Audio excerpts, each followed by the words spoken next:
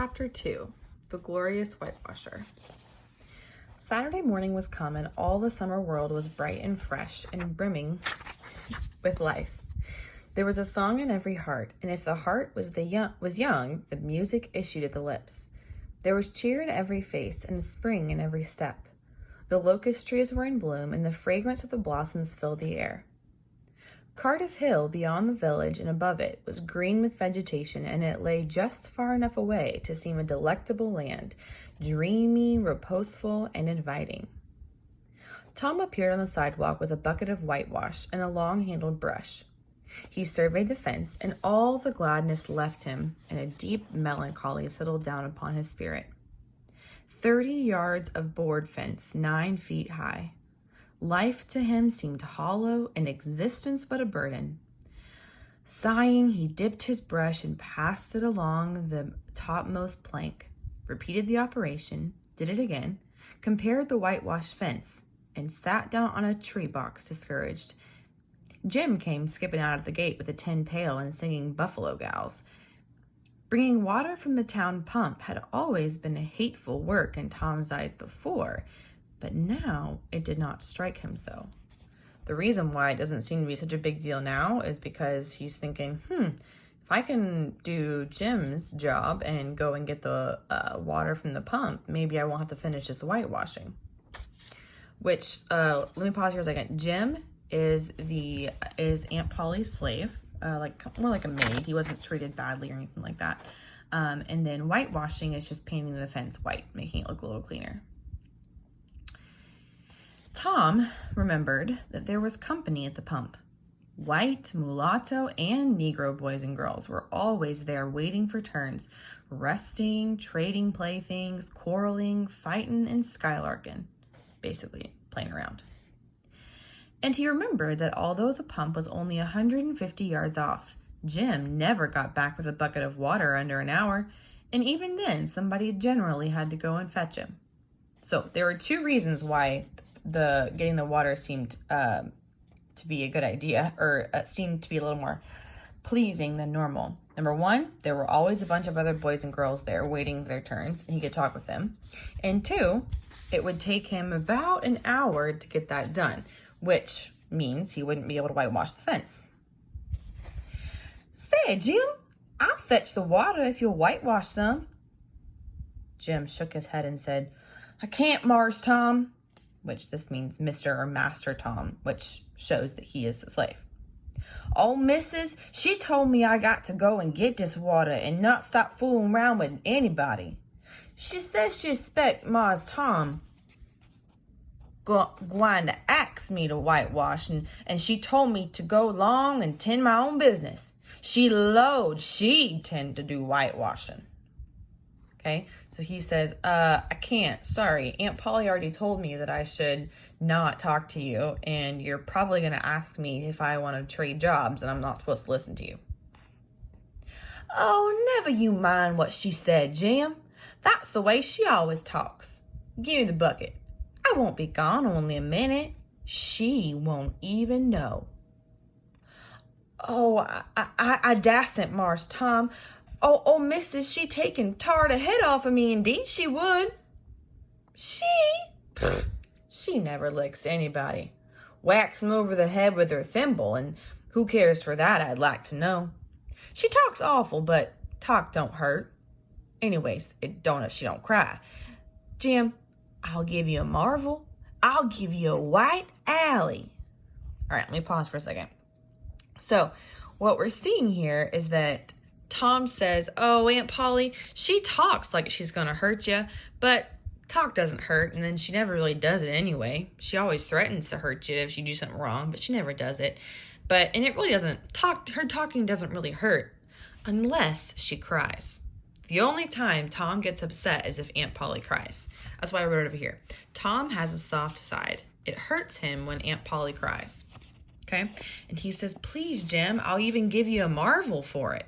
Which, this is slang for the word marble, okay? Which is kind of like a collection of toy things, which would hopefully convince Jim to trade jobs with them. Remember, they're young kids. These toys are a pretty big deal. So much so that Jim began to waver, So he's kind of like, I might. That might sound good. White alley, Jim. And it's a bully tall. Okay, this means that it was the big marble, the one that starts off the game. So it's even more valuable. My, that's a mighty gay marvel, I'll tell you. But Mars Tom, I's powerful afraid, old missus. Okay, now, let me note that this kind of gay does not mean what it means today, okay? This means he's basically saying, that's a mighty awesome marble, I'll tell you. And Tom says, and besides, if you will, I'll show you my sore toe. Okay, now, to us nowadays, that would not be much of an incentive, but to these young boys, that sounds like, I don't know, it's just a boy thing. They like seeing gross stuff. So he's like, hey, if you trade job with me, I'll give you my marble and I'll show you my sore toe. Well, Jim was only human, and this attraction was too much for him. He put down his pail, took the white alley, and bent over the toe with absorbing interest while the bandage was being unwound. But in another moment, he was flying down the street with his pail and a tingling rear. Tom was whitewashing with vigor, and Aunt Polly was retiring from the field with a slipper in her hand and triumph in her eye. So I have LOL written right here because this is kind of a funny thing to imagine in your head, right? So just as Tom is unwinding his toe, about to show Jim his sore toe and about to, fulfill the transaction basically, Aunt Polly comes out and sees what's going on, and she knows Tom's trying to get out of the whitewashing and he's trying to convince Jim to go to do his job for him. So she comes and whacks Tom on the rear, and then as soon as she comes out, everybody snaps back to work what they're supposed to be doing. All of a sudden, Tom is whitewashing crazy fast, and Jim is headed to the water to get the water from the well, basically, as fast as possible. It's kind of like what happens when you're not doing what you're supposed to be doing, and all of a sudden your mom walks into the room and you're like, oh, snap. That kind of idea. But Tom's energy for whitewashing did not last. He began to think of the fun he had planned for this day, and his sorrows multiplied. Soon the free boys would come tripping along on all sorts of delicious expeditions.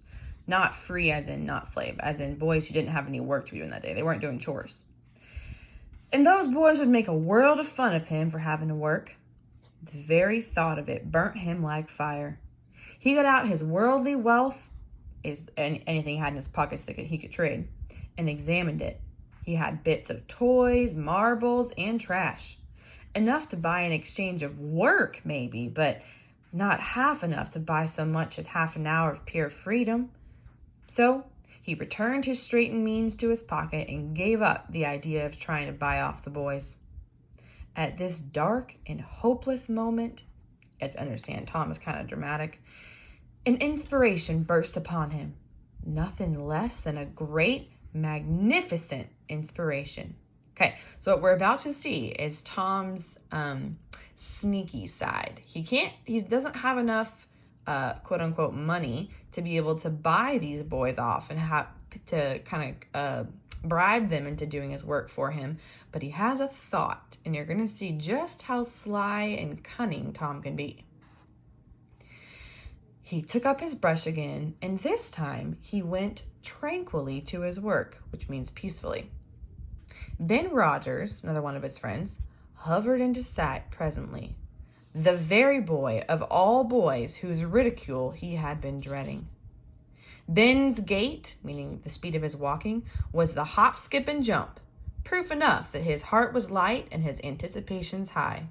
It's kind of like, Tom's doing his chores and his friend comes along skipping and having a great time, rubbing it in that he's free and Tom is not.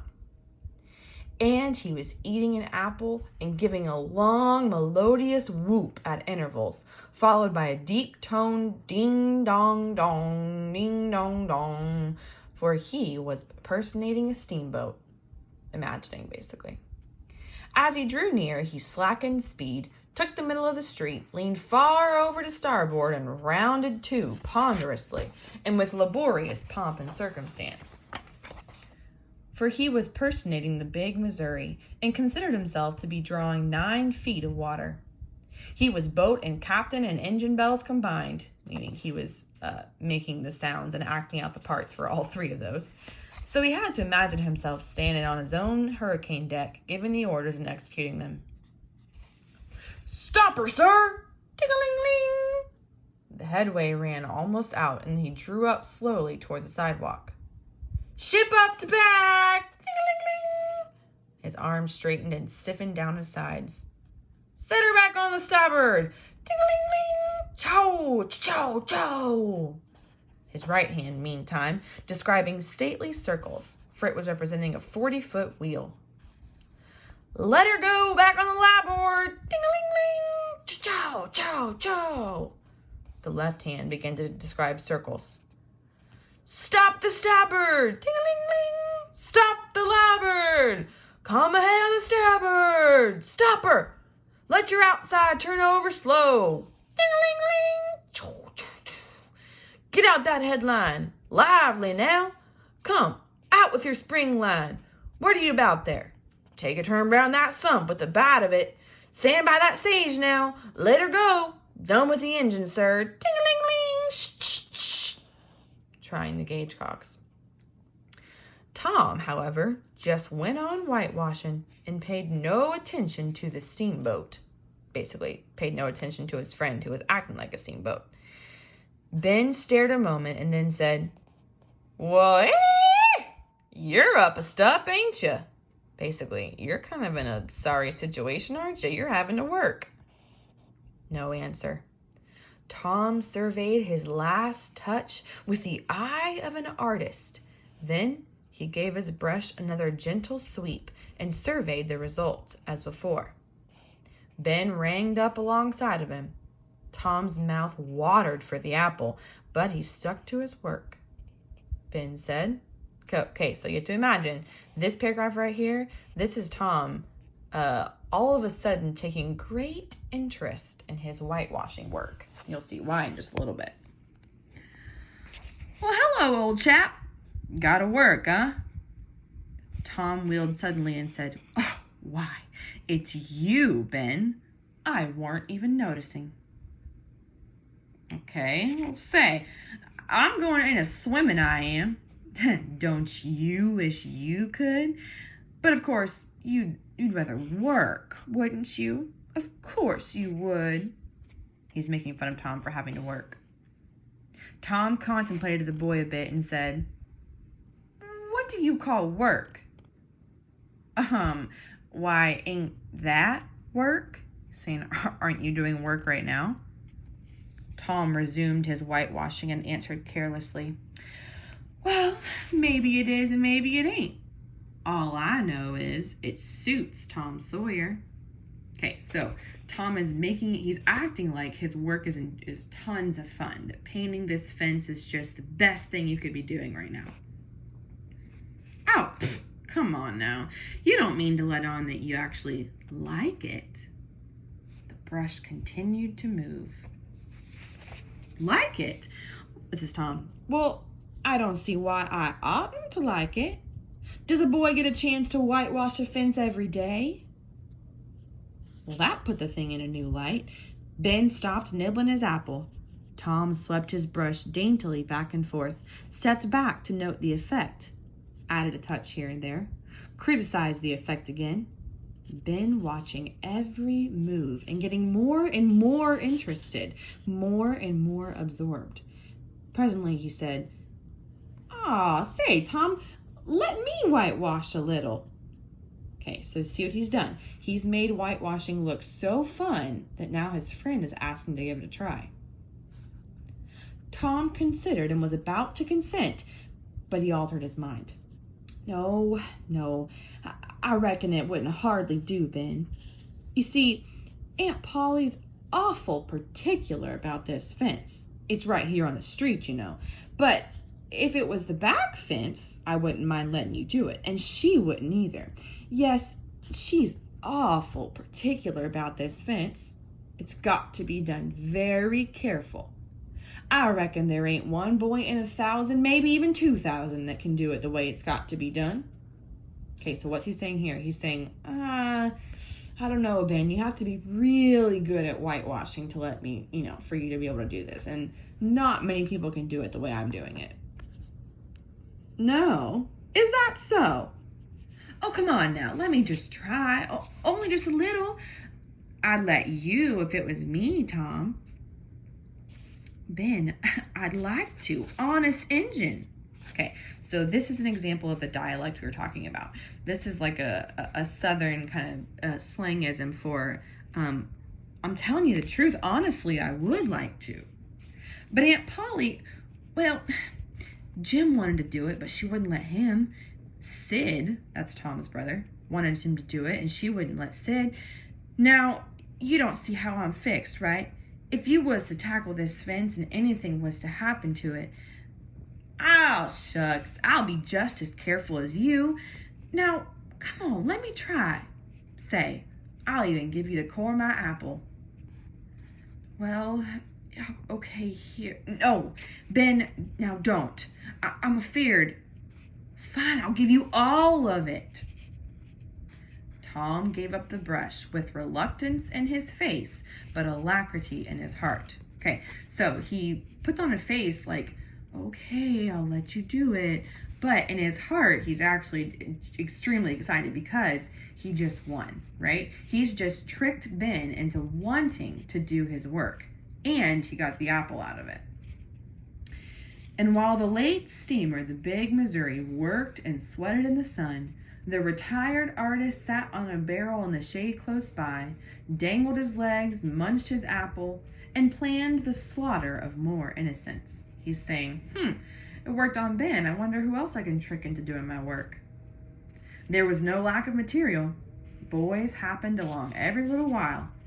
They came to jeer and make fun of Tom for having to work, but they stayed to whitewash. By the time Ben was fagged out, meaning he was tired out, Tom had traded the next chance to Billy Fisher for a kite in good repair. And when he played out, Johnny Miller bought in for a dead rat and a string to swing it with. Which, I told you, they're boys. They find weird things to be fun and interesting. And so on, hour after hour. And when the middle of the afternoon came, from being a poor, poverty-stricken boy in the morning, Tom was literally rolling in wealth. He had, besides the things before mentioned, 12 marbles, part of a Jew's harp, a piece of blue bottle glass to look through, a spool cannon, a key that wouldn't unlock anything, a fragment of chalk, a glass stopper of a decanter, a tin soldier, a couple of tadpoles, 6 firecrackers, a kitten with only one eye, a brass doorknob, a dog collar, but no dog, the handle of a knife, 4 pieces of orange peel, and a dilapidated old window sash. So all those neighborhood boys had traded those things into him for a chance to do the whitewashing. He had had a nice, good, idle time all the while, plenty of company, and the fence had 3 coats of whitewash on it. If he hadn't run out of whitewash, he would have bankrupted every boy in the village. So, sneaky little Tom has now convinced every boy in the town to give this whitewashing thing a try because everybody else is doing it, because Tom convinced Ben that it was more fun than it looked. Tom said to himself, you know what? It's not such a hollow world after all. He had discovered a great law of human action without even knowing it. Namely, that in order to make a man or a boy covet a thing, it is only necessary to make the thing difficult to attain. Okay, I'm going to pause here for a minute because this is a good theme of the whole book. In order to make a man or a boy, or really just a human in general, covet or want something, all you got to do is make it seem difficult to attain. The only reason these boys were convinced they wanted to do the whitewashing was because Tom made it seem like only professionals could whitewash his fence. So everybody wanted to try and prove themselves to be a professional.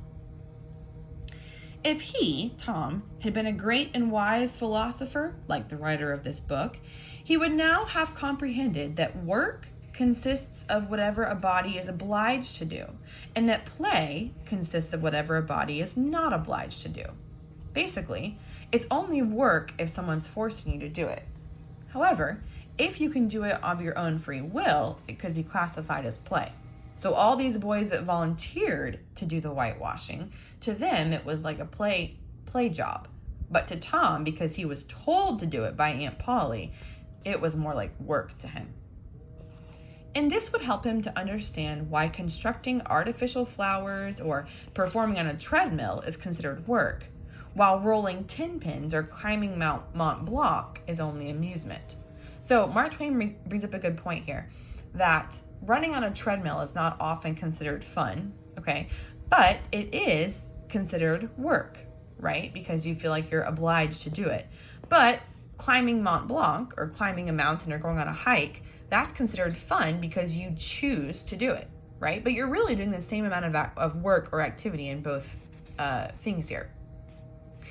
There are wealthy gentlemen in England who drive 4-horse passenger coaches 20 or 30 miles on a daily line in the summer because the privilege costs them considerable money. But if they were offered wages for the service, that would turn it into work, and then they would resign.